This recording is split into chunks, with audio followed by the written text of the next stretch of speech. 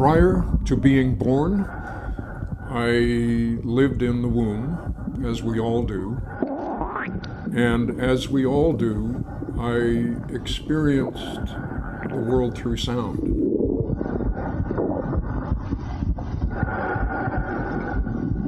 Necessarily, the other senses are either completely absent or in a very diminished form.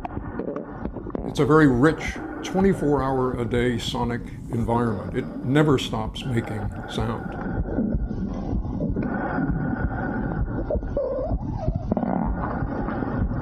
My mother did sing to me in the womb, she told me, and I remember that song that she sang, which was My Darling Clementine.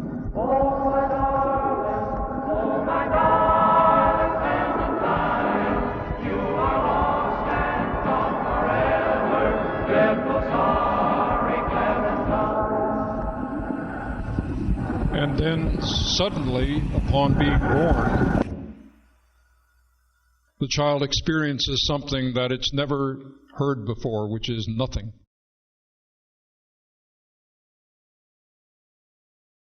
Consciousness itself is born in that almost industrial environment that you just heard. And then at the night after having been born, when the child is lying in the cot, there's nothing.